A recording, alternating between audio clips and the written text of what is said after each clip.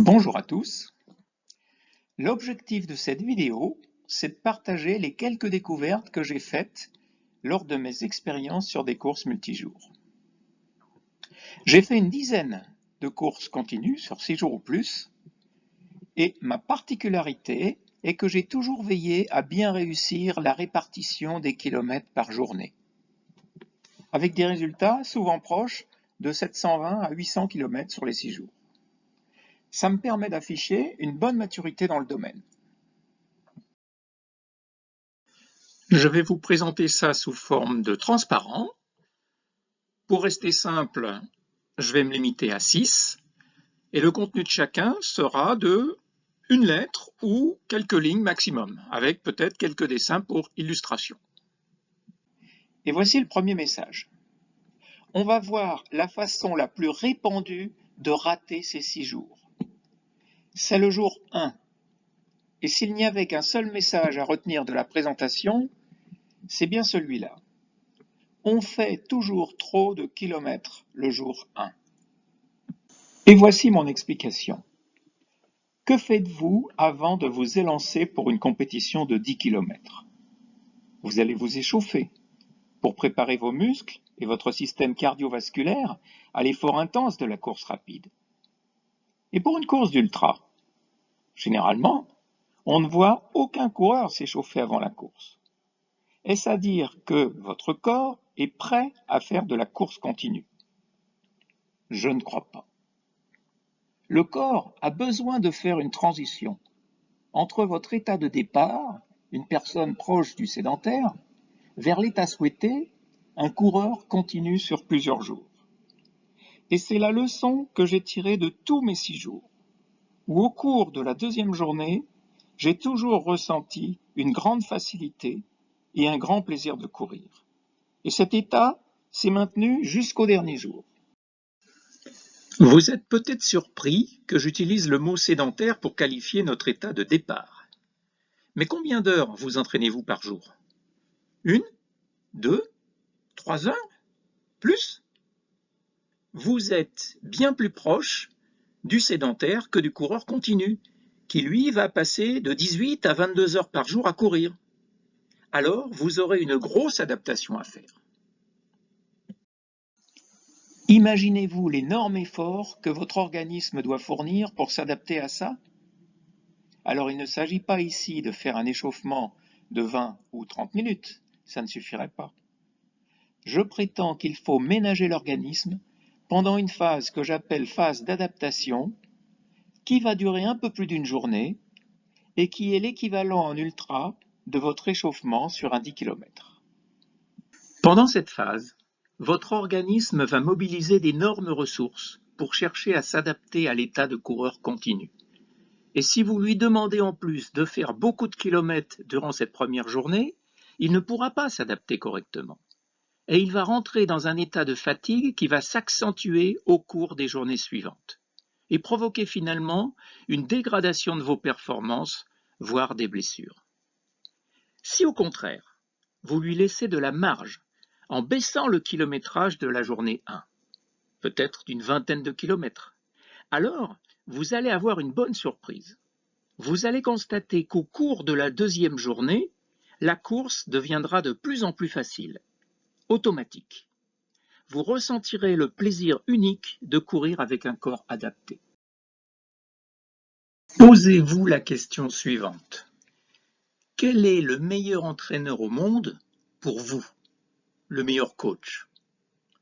La réponse, sans aucun doute, c'est votre propre corps, car lui seul connaît toutes les informations fines qui constituent votre état interne, et ceci à chaque instant.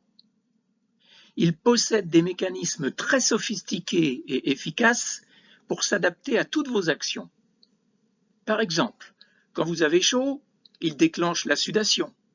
Ou bien, quand vous vous mettez à courir, il augmente de façon graduée votre rythme cardiaque. La plupart du temps, il va régler les choses de lui-même, en silence, sans rien vous demander.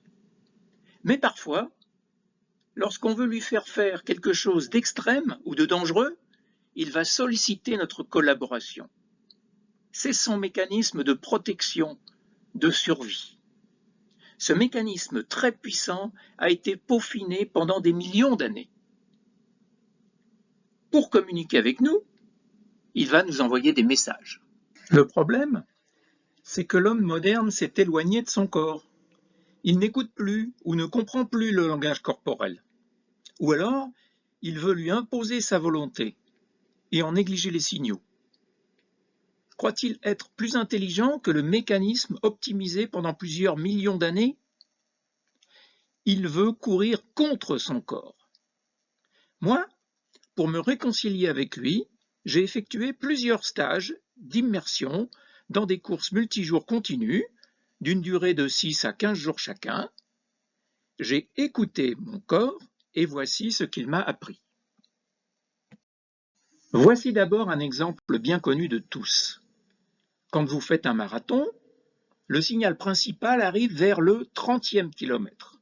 Votre corps vous dit qu'il ne peut plus continuer à la même vitesse, il est en manque de glycogène. Il vous demande de ralentir. Or, on sait bien que la ressource glycogène ne se reconstituera pas pendant la course.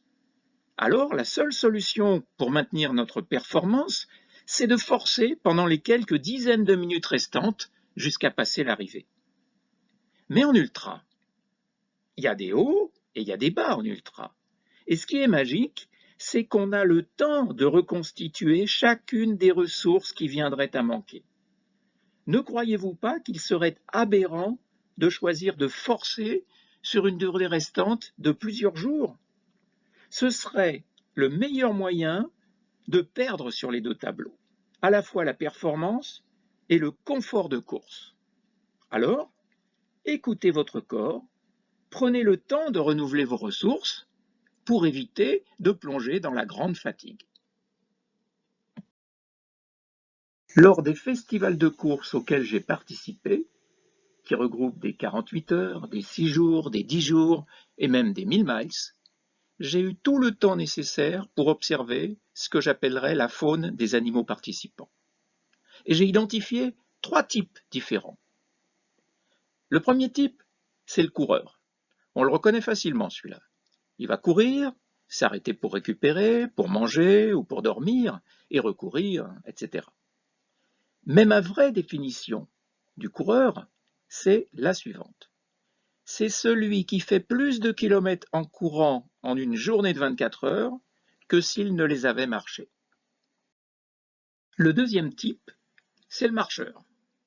Alors a priori, il ressemble beaucoup au coureur, on pourrait les confondre.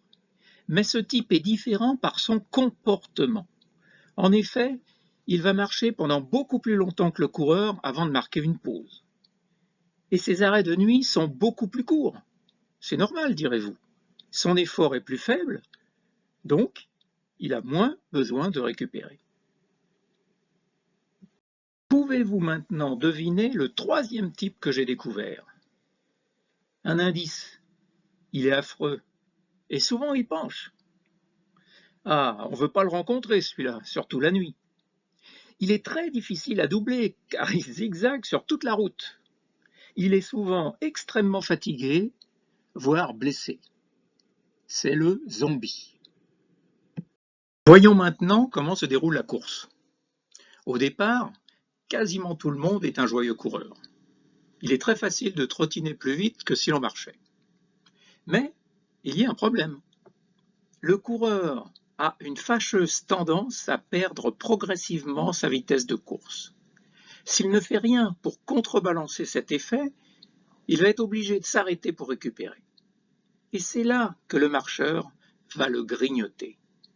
Car lui est en action pendant beaucoup plus longtemps. Et ceci est doublé d'un deuxième effet extrêmement important que j'ai pu personnellement constater lors de mon dernier 1000 miles.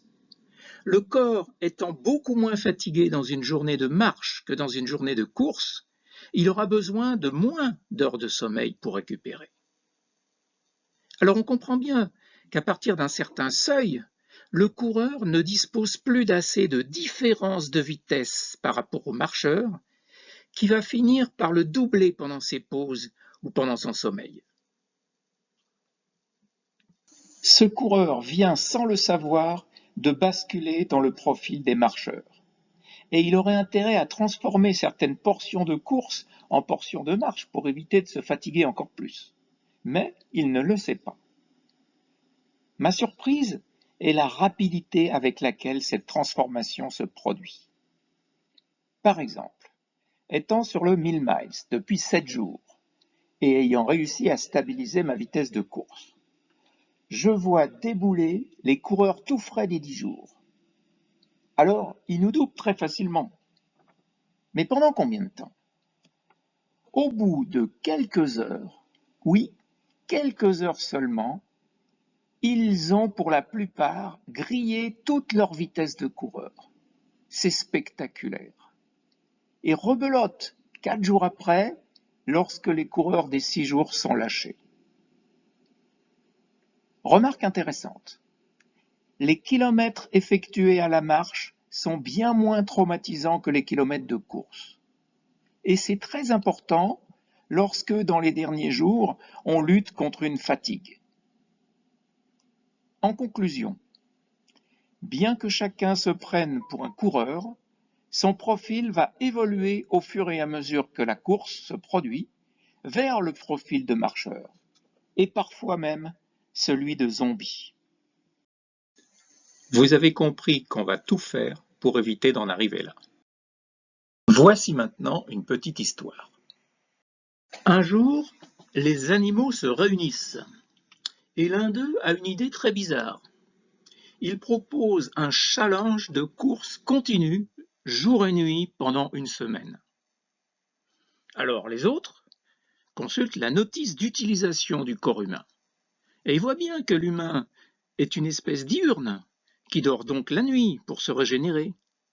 Et d'autre part, il est dimensionné pour parcourir une vingtaine de kilomètres par jour en tant que chasseur-cueilleur, et au maximum une distance de 40 à 60 kilomètres durablement. Alors, il décide de modifier légèrement le challenge, de ne pas inclure le dimanche, et c'est comme ça qu'est créée la course de 6 jours.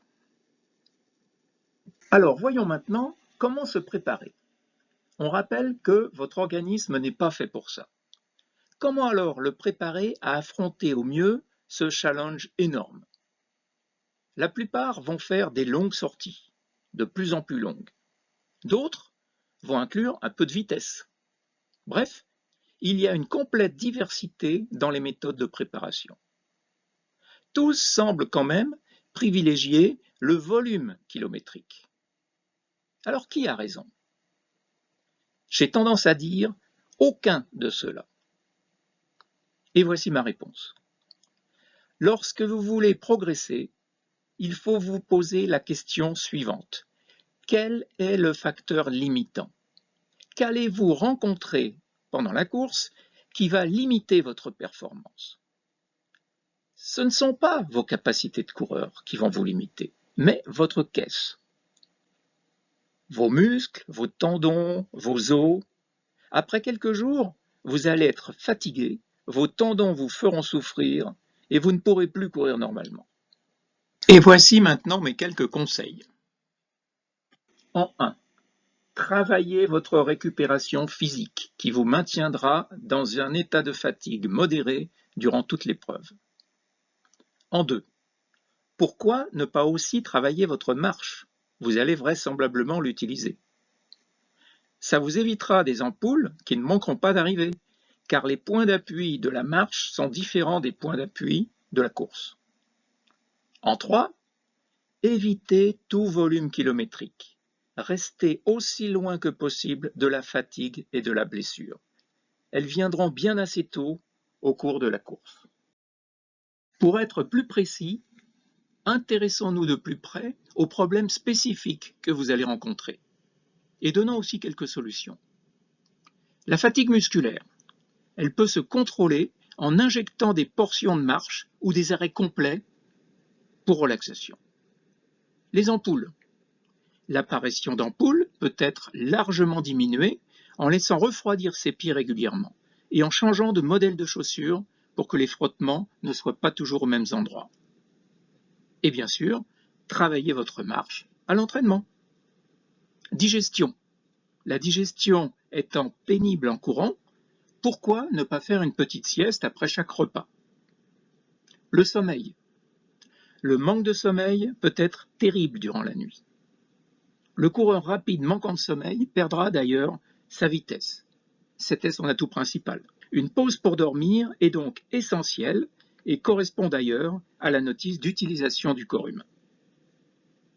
Le mental. Ne pas saturer son mental, ne pas tirer sur son mental durant les premiers jours. Réserver cette ressource pour le dernier jour. En conclusion, tous ces problèmes que vous allez rencontrer, le corps ne les résoudra pas en silence. Il va solliciter votre collaboration. À vous donc de vous arrêter en temps et en heure pour combler la ressource critique au moment où elle vient à manquer. Et voici mon dernier slide consacré aux stratégies que l'on pourra adopter sur les courses de 6 jours. Alors bien sûr, on peut faire ce qu'on veut. Entre celui qui va chercher à diminuer au maximum ses arrêts, et donc en particulier ses heures de sommeil, et celui-là qui va dormir ses 6 à 8 heures par nuit et prendre ses repas tranquillement, tout est valable selon votre personnalité, vos objectifs et motivations. Maintenant, et pour simplifier, je vais présenter deux approches. Une plus douce, destinée aux coureurs en apprentissage, et l'autre plus dure, destinée aux coureurs qui maîtrisent bien leur sujet. Remarque, on considère que vous êtes en mode maîtrise si vous pouvez planifier vos journées et tenir les kilométrages quotidiens correspondants. J'aimerais aussi donner une règle qui me semble être la manière la plus physiologique d'atteindre votre résultat et qui est valable pour tous les types de coureurs. C'est le découpage macroscopique ou découpage quotidien. Vous vous souvenez du message 1? Maintenant, on va quantifier le kilométrage de la journée 1. Ce kilométrage doit être tel qu'il vous soit possible de maintenir des journées 2 à 5, un minimum de 75% de la journée 1. Et ceci en dormant suffisamment. Par exemple, vous faites 100 km en journée 1, faites 75 km au minimum les jours 2, 3, 4 et 5. Et ensuite, en journée 6, ayant dormi suffisamment, vous allez être capable de diminuer les arrêts, de courir plus d'heures et donc d'avoir un kilométrage équivalent à la journée 1.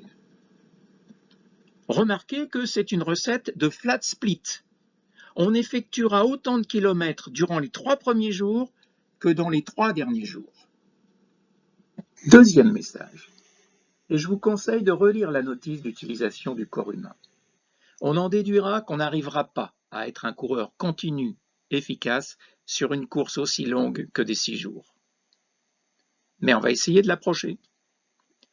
Il est contre-productif de se priver de récupération sur une course si longue.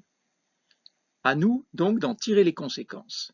Et je vous suggère donc une approche par bloc, c'est-à-dire un bloc de course suivi d'une récupération. La récupération en arrêt complet, c'est la méthode la plus efficace pour vous régénérer et ça réduit vos risques. Donc elle est surtout adaptée pour ceux qui sont en mode d'apprentissage. Voyons maintenant les deux approches. Et je m'adresse d'abord aux coureurs en mode apprentissage. Je vous conseille une approche prudente qui va limiter les risques. Prenez cette première journée comme une journée d'adaptation. Prenez bien soin de votre caisse, en particulier de vos pieds, de vos tendons, de votre sommeil, et n'utilisez pas votre mental. Tout doit être au vert. Raisonnez en heures d'activité et non pas en kilométrage. Cherchez simplement à atteindre vos objectifs en durée de bloc et réduisez-les si nécessaire, mais ne cherchez jamais à atteindre un kilométrage. Un chiffre important sur le bloc. Dans ce mode apprentissage, ne densifiez pas la course au-delà de 80% de la durée du bloc. Ça donne par exemple, et ce sont mes chiffres, 1h30 de course et au moins 20 minutes de récupération à l'arrêt. Concernant votre préparation, elle doit être alignée par rapport à votre stratégie. Développez vos capacités de récupération plutôt que de chercher à développer la longueur de votre longue sortie. Pensez aussi à travailler votre marche pour anticiper le passage éventuel au profil marcheur. Passons maintenant au mode maîtrise. Là, vous connaissez mieux vos possibilités quotidiennes en durée de course, en vitesse et en kilométrage quotidien. Donc, vous pouvez penser à les repousser. D'abord, vous changerez votre objectif de nombre d'heures d'activité en objectif kilométrique. Ensuite, vous pouvez dépasser les 80% de densité de course. Comment faire? Échanger des portions de pause par des portions de marche. Détectez la limite strictement nécessaire de votre pause pour avoir une bonne récupération. Plutôt que 20 minutes, essayez 15 minutes, voire moins. Enfin, élargissez votre longueur de bloc tout en restant à une limite raisonnable. En préparation, vous pouvez travailler une sortie un peu plus longue qui vous permettra d'allonger votre bloc. Par exemple, ça peut donner un bloc de 2h30 avec une vingtaine de minutes de récupération ou un bloc jusqu'à 4 heures, selon vos capacités de récupération de coureur. Si j'ai rajouté ce slide, c'est pas du tout pour nous intéresser aux zombies. C'est juste pour nous rappeler qu'il est quelque part derrière nous et nous guette. Gare aux zombies!